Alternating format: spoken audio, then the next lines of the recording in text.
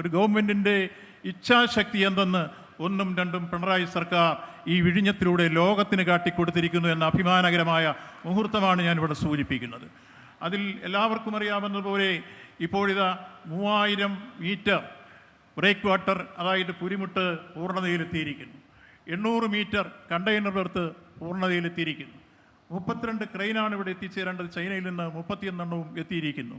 യാർഡുകളെല്ലാം പൂർത്തിയായിരിക്കുന്നു. നമ്മുടെ ഓഫീസുകളെല്ലാം പൂർത്തിയായിരിക്കുന്നു. Location code നമുക്ക് ലഭിച്ചിരിക്കുന്നു. ISPS കോഡ് നമുക്ക് ലഭിച്ചിരിക്കുന്നു. NSPC ക്ലിയറൻസ് ലഭിച്ചിരിക്കുന്നു.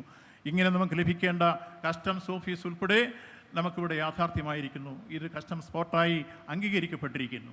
ഇനി നമുക്ക് ലഭിക്കേണ്ടത് കേന്ദ്രത്തിൽ നിന്നുള്ള VGF ആണ്. VGF ലഭിക്കുന്നതിനൊരു തടസ്സം നിന്നിരുന്നത് നമ്മുടെ ആർബിട്രേഷനുകളായിരുന്നു. അതിൽ അദാനിയുടെ ആർബിട്രേഷൻ ഉണ്ടായിരുന്നു, നമ്മുടേതും ഉണ്ടായിരുന്നു. രണ്ടും വിഡ്രോ ചെയ്തു, യോജിപ്പിലെത്തി. ഇപ്പോൾ 3 പാർട്ടി കരാറിൽ ഈ ജൂലൈ 27 ഒപ്പിട്ടാൽ VGF തരുമെന്നാണ് നമ്മളെ അറിയിച്ചിട്ടുള്ളത്. ഏതായിരുന്നാലും ഇതുവരെയുള്ള കാര്യങ്ങളെക്കുറിച്ചുള്ള കണക്കുകളെല്ലാം ഇവിടെ അവതരിപ്പിച്ചതുകൊണ്ട് ഞാനതിൻ്റെ മറ്റ് വിഷയങ്ങളിലേക്ക് കടക്കുന്നില്ല. അങ്ങനെ നമ്മുടെ ഈ പോർട്ട് യാഥാർത്ഥ്യമാകുമ്പോൾ ഈ പോർട്ടിനുള്ള അനുഗ്രഹീതമായൊരു ഘടകം കൂടി തിരിച്ചറിയേണ്ടതാണ്. ലോകത്തൊരു മറ്റൊരു പോർട്ടിനും ഇല്ലാത്ത രൂപത്തിൽ 20 മുതൽ 24 മീറ്റർ വരെ ആഴമുള്ള പ്രദേശമാണ് വിഴിഞ്ഞം. ഇന്നലെ ഇവിടെ എത്തിയിരിക്കുന്ന മദർഷിപ്പിന് 10 മീറ്റർ ആഴത്തിൻ്റെ ആവശ്യമേ ഉള്ളൂ. അപ്പോൾ ഇതിനേക്കാൾ വലിയ ഷിപ്പിനെ സ്വീകരിക്കാനുള്ള ശേഷി നമ്മുടെ വിഴിഞ്ഞത്തിനുണ്ട് എന്നുള്ളതാണ് അഭിമാനകരമായ സാഹചര്യം. അതിലുപരി വിഴിഞ്ഞത്തിൻ്റെ അടിയിലേക്ക് പോയാൽ പാറയാണ്. മറ്റ് പല പോർട്ടുകൾക്കും ഓരോ വർഷവും ഡ്രഡ്ജ് ചെയ്തെങ്കിലേ അതിൻ്റെ പോർട്ടിൻ്റെ പ്രവർത്തനം സുഗമമായി നടക്കൂ. ഇവിടെ അത്തരൊരാവശ്യമില്ല. അപ്പോൾ പ്രകൃതിദത്തമായ സൗന്ദര്യവും സൗകര്യമുള്ള അനുഗ്രഹീതമായ ഒരു പോർട്ടായി നമ്മുടെ പോർട്ട് മാറുമ്പോൾ ഭാവിയിൽ ഇപ്പം തന്നെ പ്രതിപക്ഷം 10 ലക്ഷം കണ്ടെയ്നർ ഇവിടെ വന്നു പോകുന്നു.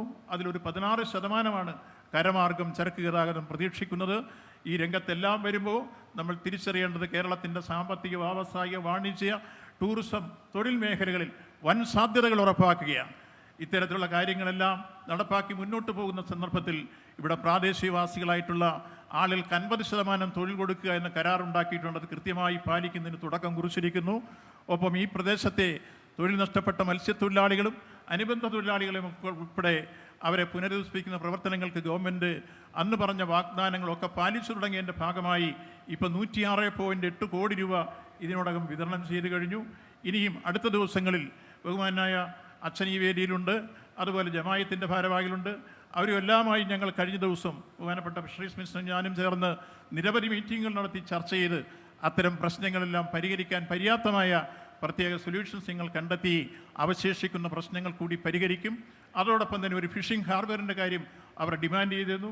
അതുമായി ബന്ധപ്പെട്ട പ്രശ്നത്തിനും പരിഹാരമുണ്ടാക്കാൻ പൂനെയിലെ ഇൻസ്റ്റിറ്റ്യൂട്ടുമായി ബന്ധപ്പെട്ട് ചർച്ച ചെയ്ത് ധാരണയായി കഴിഞ്ഞിരിക്കുന്നു.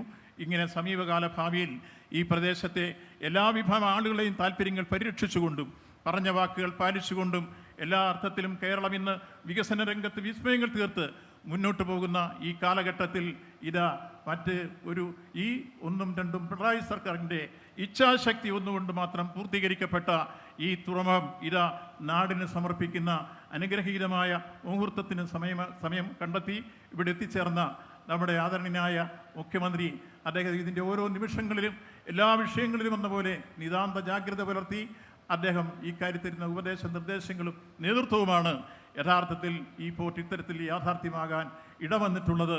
ആ സന്ദർഭത്തിൽ കേന്ദ്ര ഗവൺമെൻറ്റിൻ്റെ ഭാവിയിൽ ലഭിക്കേണ്ട സഹായങ്ങളും സൗകര്യങ്ങളുമെല്ലാം ഉണ്ടാകണമെന്ന് വിനയപൂർവ്വം യൂണിയൻ മിനിസ്റ്ററോടും എല്ലാം അഭ്യർത്ഥിച്ചുകൊണ്ട് ഇവിടെ എത്തിച്ചേർന്ന എല്ലാവർക്കും തുറമുഖ വകുപ്പിൻ്റെ അഭിവാദനങ്ങൾ അർപ്പിച്ചുകൊണ്ട് ഞാൻ എൻ്റെ വാക്കുകൾ ചുരുക്കുന്നു. നന്ദി, നമസ്കാരം.